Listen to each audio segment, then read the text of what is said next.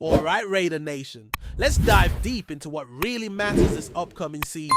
The games. Forget about generic strength of schedule metrics thrown around by analysts. Sure, the Raiders rank somewhere in the middle of the pack, 16th, out of 32 teams, but we're not here for math class. We're here to look at football. Real games, real opponents, real stakes. And more importantly, how this season's Raiders team, which looks a lot different from last year's version, will hold up week to week. Because every season is a new story, and this one's just getting started. So here's the deal. We're breaking down the entire Raiders schedule from the easiest matchup all the way to the toughest battle, one by one. This isn't just about names on paper. It's about context, who we play, when we play them, where the game's happening, and what the situation is around it. Injuries, travel, momentum, all of it plays a role. You'll hear a lot of people throwing around teams like the Eagles or Chiefs when asked who the toughest opponent is. And yeah, those names make sense. But sometimes it's the sneaky matchups that surprise you. Maybe it's a trap game after a huge win. Maybe it's a team coming off a bye. Maybe it's just one of those cold weather nightmares. So Raider Nation, get ready because we're ranking every single game on the schedule from the smoothest ride to the one that could break us. Let's start with the game I think is the softest landing spot for the Raiders. Week 12 at home against the Cleveland Browns. Now, on paper, the Browns have some talent, sure, but there's just not a lot of confidence in their quarterback situation right now. And the timing of this matchup makes it even juicier for Vegas. Cleveland will be coming off a tough divisional clash against the Ravens the week before, and history tells us that physical matchups like that take a toll. Combine that with the fact that we're playing at a Legion where the energy is always electric, and you've got the recipe for what should be the Raiders' most winnable game of the year. But let's not jinx it. We all know there's that one game every season we're supposed to win and somehow manage to fumble. Still, if you're circling one matchup on the calendar and saying, we better get this one, this is it. Next up on the E scale is Week 17 against the New York Giants. It might seem strange to rank a late season game this low in difficulty, but hear me out. The Giants closed their season with 4 games, and only one of them is against an AFC team, and that's us. If they're still in the playoff hunt, their focus will be on those NFC matchups. The likelihood of them resting players, rotating, in-depth pieces, or simply looking past the Raiders is real. That, combined with a home field advantage, makes this one very manageable. Coming in at number 15 is Week 6 against the Tennessee Titans. Now, some folks are sleeping on the Titans' rookie quarterback, Cam Ward, but I think he might surprise some people. Even still, this is going to be Tennessee's 3rd straight road game. And let me tell you, 3 games away from home, especially for a young, still developing offense, is no joke. Fatigue, travel, mental sharpness, it all starts to wear on you. Add in a Raiders defense that's expected to take a step forward this year, and the scales tip clearly in our favor. Week 5 brings the Indianapolis Colts to town, and they slot in at number 14 on our list. The Colts are a ground and pound team. They'll run the ball all day trying to control the tempo and win in the trenches. But that's exactly where the Raiders' defense is built to shine. Our defensive line is a wall, and that plays right into neutralizing Indy's strength. Their passing attack doesn't scare anyone, and if we can stack the box and force them to throw, I like our chances. The game's indoors, which should help our offense settle in and fire on all cylinders. Week 1 might sound like a wild card, but I'm putting the Patriots at number 13. Look, opening week games are weird. You never really know what to expect because there's no recent film, no true sense of rhythm. That being said, I trust this Raiders team to come out swinging. It's a fresh start, the energy is high, and let's be honest, New England just doesn't have the juice they're used to. The Raiders are the better team on paper, and unless something chaotic happens, we should be able to get the WW now. As we move up the ladder, the difficulty starts to tick up. Number 12 goes to Week 9 against the Jacksonville Jaguars. Both teams are coming off a bye, which levels the playing field a bit. But when it comes to preparation, I give the edge to the Raiders coaching staff. I think our group is more disciplined, more focused, and more capable of turning extra rest into a clear plan of attack. That kind of mental advantage matters, especially in close matchups. Week 11 puts us against the Dallas Cowboys on Monday Night Football. The Raiders will have a mini bye heading into this one after playing on Thursday night the week before. That's a solid 10 or 11 days. To recover, rest, and game plan, that extra time is a luxury most teams don't get, and when it's paired with the home crowd under the lights in prime time, I see this as a game the Raiders can and should steal. Dallas is dangerous, no doubt, but timing is everything in the foyer. NFL at number 10, we're looking at a familiar face, the Denver Broncos in Week 14. This is always a high-energy AFC West clash, and I don't expect anything less this time. But the Broncos will be coming off back-to-back games against the Commanders and the Chiefs, two physical playoff-caliber squads. That's a brutal stretch, and they'll be feeling it.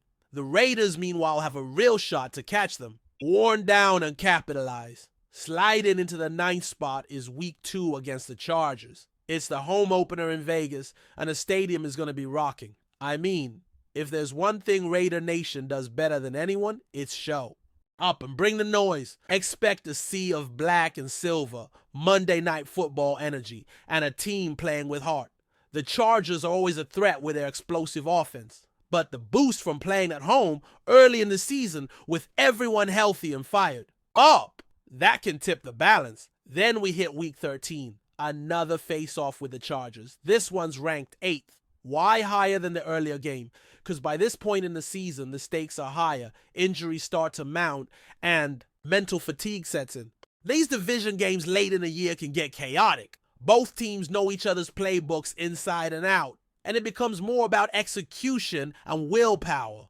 I'm giving the Raiders the edge simply because I expect us to split the season series, and this feels like the one we can grab. 7th on the list is a bit of a surprise to some, the Bears in Week 4.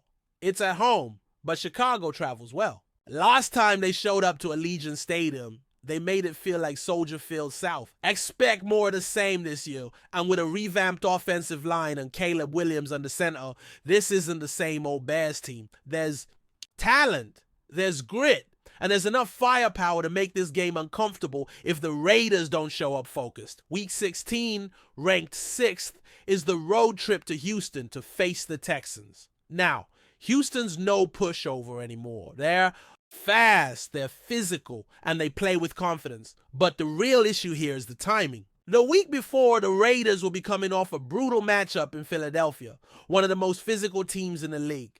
Going from Philly to Houston in back-to-back weeks is a recipe for sore bodies and heavy legs. It's a tough ask, and that brings us to the 5th hardest game on the slate. Week 10, another duel with the Broncos, this time on Thursday Night Football. Short week, division rival, hostile territory. These are the kind of games where experience and coaching shine through. And while we'd love to believe the Raiders can go in there and pull off the upset, the reality is it's a grind. The quick turnaround makes preparation tough, and travel doesn't help. It's gonna be a fight. Now we're heading into the top tier, the 4 most difficult games on the Raiders' schedule, the ones that could define the season. And first up, at number 4 is Week 3 at the Washington Commanders. Outside, early season humidity, a ferocious defense, and a team still burning from last year's NFC Championship loss.